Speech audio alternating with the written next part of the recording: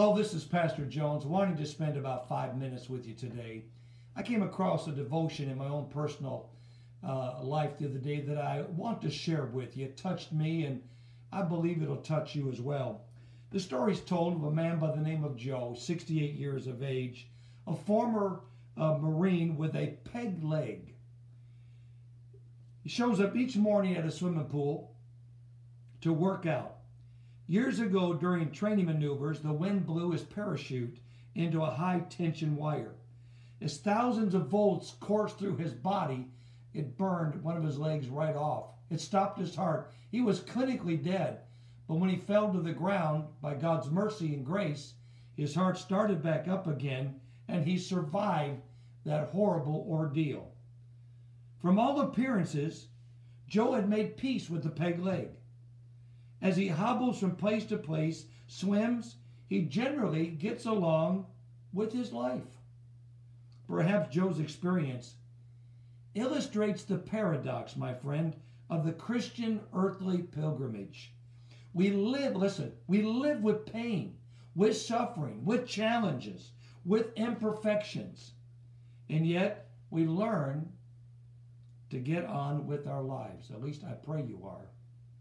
The psalmist wrestled with life's peg leg, if you would, our pain and our imperfections, when he cried out in Psalms 13, 1 and 2, "How long, O Lord, wilt thou forget me forever? How long will you hide your face from me? How long must I wrestle with my thoughts and every day have sorrow in my heart?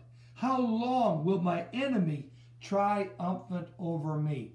Does that cry of the psalmist sound like something similar that has been emerging from your thoughts and your lips of recent? Yet amidst his anguish, this psalmist, he tasted faith and joy. In that 5th and 6th verse, he said this, "I trust in your unfailing love. My heart rejoices in your salvation. I will sing to the Lord, for he has been good to me." The reality is that even with Christ, and this is what some Christians don't understand, even with Christ, we will live life with a peg leg, so to speak, in our struggles to get victory over sin. What did Paul say in Romans 7:15 and 18, 24 and 25? "I do not understand what I do. For what I want to do, I do not. But what I hate, I do. For I have the desire to do what is good, but I cannot carry it out. What a wretched man I am! Who will rescue me from this body of death? Thanks be unto God through Jesus Christ our Lord." I hope that's your testimony as well. Could it be that our biggest problem with discontentment or disillusionment is that we want, even demand, utopia with Christ while we live on this earth? And could it be that God allows imperfection and pain and struggles and problems into our life, a peg leg, if you would, to teach us the uncommon traits of patience and contentment? It is comforting to know that Christ assures us his conquering power and inner peace, even in the midst of affliction.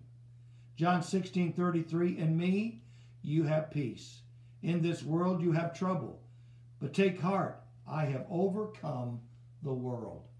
And because he's overcome, thank God, with his help and strength, we can overcome the world as well. Let me leave you with this question. With his help, are you a Marine?